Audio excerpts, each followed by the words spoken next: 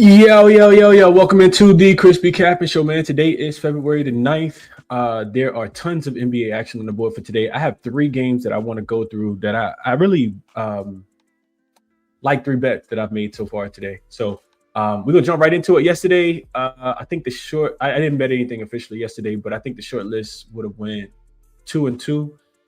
Miami first half was a winner, and I like the Knicks yesterday. They got the job done against the Celtics. And then the losers would have been Minnesota first quarter. Minnesota really going through it right now. They're struggling. And then Naz Reid didn't even hit a three. Minnesota barely hit any threes as a team collectively yesterday. So those were the top looks for myself yesterday. Hopefully you guys found some ways to make money. We're going to jump right into it. I don't have a ton of time today, so I'm going to just go through Jackson, go through the three games that I want to talk about, and then get ready to get up out of here. So first off, we'll start with Jackson, AI Sports Betting Tool. Jackson, we kind of just talked about avoiding Jackson yesterday. Jackson was kind of tripping yesterday, but Jackson did have I think the plays that I talked about on the show were Pacers plus the Pacers money line, and then the Knicks money line was plus 140. So one of those would have got home, and if you bet the same amount, then you probably would have made a little profit yesterday with the plus 140 on the New York Knicks yesterday. So maybe Jackson did know what it was talking about. Jackson also had a look at a plus 280 on the Minnesota Timberwolves that I didn't read off to you guys. But for today's prompt, I asked Jackson, the prompt is using situational advantages and disadvantages, trends, and the last 10 games advanced data from Cleaning the Glass. What are the two top NBA bets for today? Jackson likes the Orlando Magic minus 9.5. And I didn't really look too deeply into this game, but Jackson likes it. Very high level of confidence here. It says it's a premier situational spot. Rest advantage here. Orlando is 27-24 entering today's game fully healthy, having not played since February the 7th. They face a Milwaukee Bucks team that's been sliding down the standards and struggling with defensive consistency. Orlando is elite at home and possess a massive defensive advantage over the Bucks squad that ranks 23rd in defensive rating.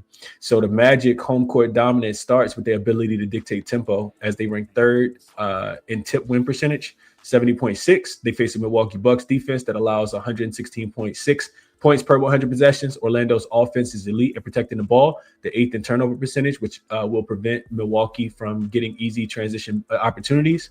News reports highlight that the Bucks will have been struggling to find an identity, recently acquiring Bobby Portis, Gary Trent Jr., and Kevin Porter Jr. to bolster their depth, but chemistry remains an issue. Okay. Orlando ranks 9th in transition efficiency and will look to exploit a Bucks team that ranks 29th in transition efficiency allowed. With the Magic entering fresh and Milwaukee ranking dead last in offensive rebounds, Orlando should dominate the glass and cover the spread through defensive pressure and efficient transition scoring. So I guess the analysis does kind of make me like that a little bit. Maybe Orlando team total over. I don't know if I want to lay this big of a number. The next one is the Pelicans, minus the 7.5. Confidence level is high here. It says it's a classic situational loss spot for Sacramento.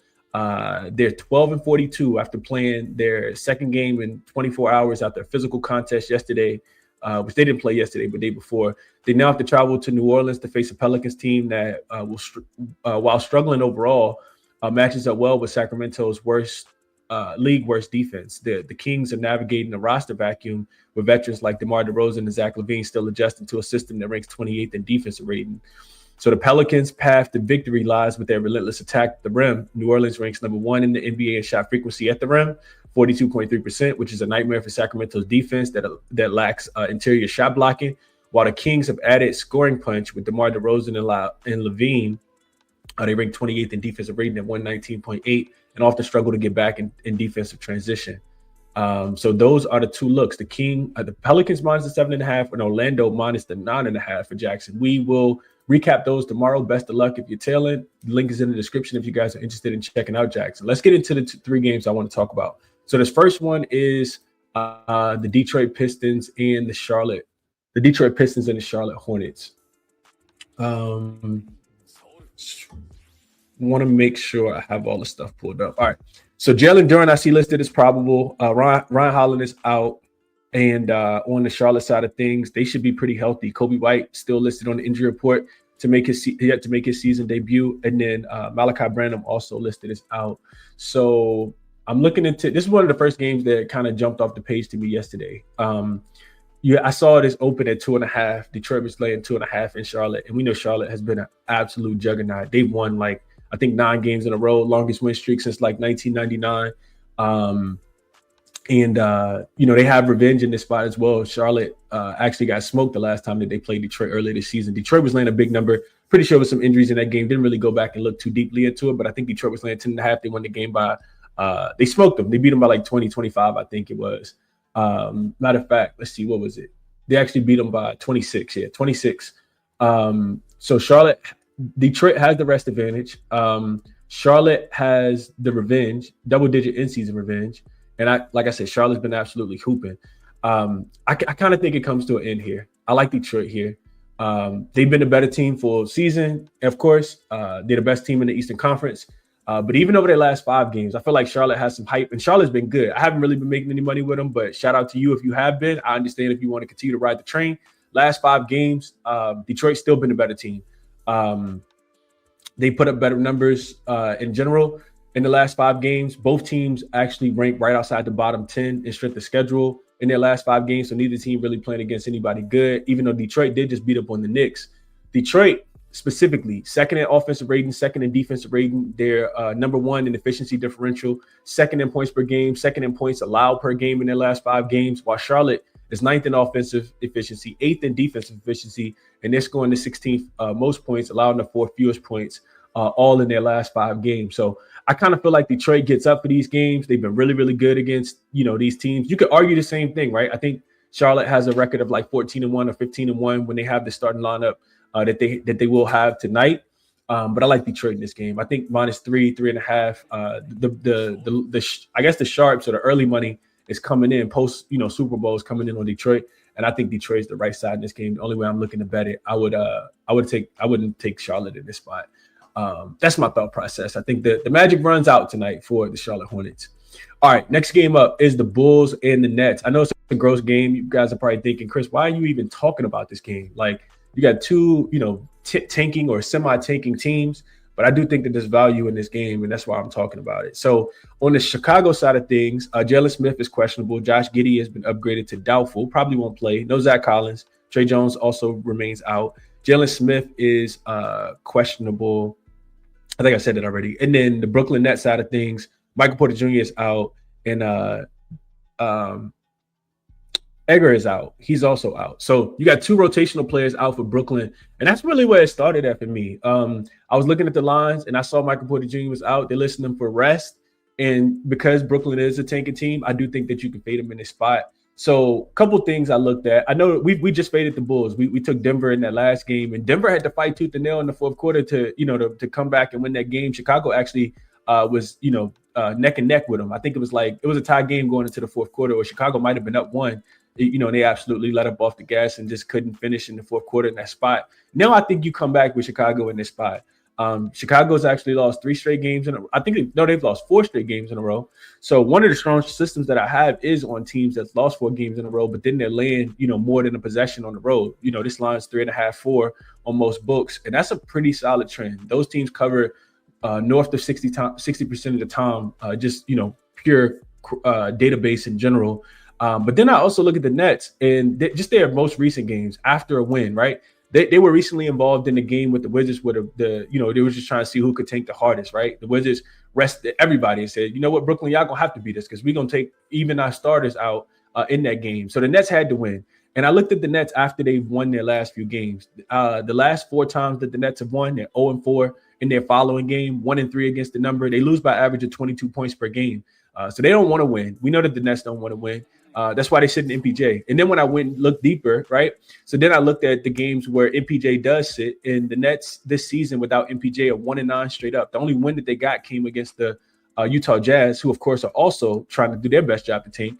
But even outside the 1-9 straight up, they're 2-8 against the spreads. So they don't want to win games. I do think that Chicago is the right side. I think they get their first win. They got some guards that can score the basketball. I would look towards their team total over as well. Brooklyn plays slow, but they don't play any defense either. So I do think Chicago is the right side. I like a minus the 3.5 in this spot. All right, before we get to the last game we want to talk about, do me a favor, run the likes up if you can. Subscribe to the channel if you guys have not, and let's keep going. So the last one one I want to talk about is this Memphis and Golden State game. So we know Memphis is a dumpster fire right now as well. They don't really want to win games. They've really struggled recently, to be competitive. But ugly dog, right? Do you really want to put your money on the Golden State Warriors in this spot? And my answer is no. There's no Steph Curry. There's no Seth Curry. There's no Porzingis. The Memphis Grizzlies are not in the greatest spot. It is fourth game in 6 nights, and they will be without, of course, Ja Morant, Zach Edey, and Brandon Clark and Santi Aldama. But I like what I'm seeing from Memphis to be able to kind of keep this one close here. What it really comes down to is that I can't lay this big of a number with the Golden State Warriors. Like I saw this at 7.5 yesterday. It's come down to 7. I agree with the move there. The Warriors without Steph Curry this season, they were just in LA, playing against the Lakers. They lost the game, but they didn't cover the spread in that game either. So they may be motivated in this spot. But how many times have we seen the Warriors laying this many points without Steph Curry? Not often. They're 5-9 straight up without Steph. That's both ATS and straight up. 11-3 to the under for what that's worth. So there's no way I'm laying this big of a number. It's just not a role that I want the Warriors in, almost having to win the game by double digits without Steph Curry. So 2-2 is a favorite without him this season. But I'll be looking towards Memphis plus the points. Ty Jerome back in Golden State. Jalen Wells, Gigi Jackson, Kyle Anderson, Cedric Coward. I know it's not the greatest roster in the world, but I just can't lay this big of a number. So by default, I do think that Memphis is the right side in this game. Those are the 3 games I really wanted to go through for you guys today. I do have some thoughts on Cleveland and Denver and LA and OKC, but still kind of waiting for the injury report to clear up a little bit in some of these other spots. Utah and Miami, also kind of wanted to talk about that just briefly. Utah, of course, is doing their best job to tank. But I want to say this, right? You can't blindly fade Utah. Utah has been tanking all season, outside of the first few weeks of the season. So, yes, they're tanking, but this is their 4th straight road game. And guess what? Guess how many they've covered so far? They're 4-0 against the spread on this road trip. So even, with them pulling all the starters in their last game against the Orlando Magic, it's the grossest thing you ever see. They still are covering, and Miami's laying a big number. I think they're laying 8.5, 9, and that is, I think, too many points on the second leg of a back-to-back. Could Utah, potentially do the same thing they did in the last game? Yes. I think the way that you attack it is you take Miami at the end of the third quarter because Utah probably will do the same thing that they did as far as resting their starters and not letting them play in the fourth quarter. So that's my thought process on that. I didn't really want to go. I wanted to give you guys that game, but I didn't really want to go too deep into that. So my thought process is this, man. Detroit minus the 3 today, Chicago minus the 3.5, and Memphis plus the 7 are the 3 best bets that I want to make for today, man. If you enjoyed the show, do me a favor, hit the like button on the way out. Check the resources out. They're all linked in the description. Outlier Jackson, Moneyballer, OddsJam. I still got a lot of work to do on the card, but I wanted to leave you guys with something, and I knew that I wasn't going to be able to do a full, a live show today. So that's it for me, man. Best of luck on your action. I will send out the official plays to the members as I make them throughout the day. But best of luck on your action. I'll catch you guys in the next one.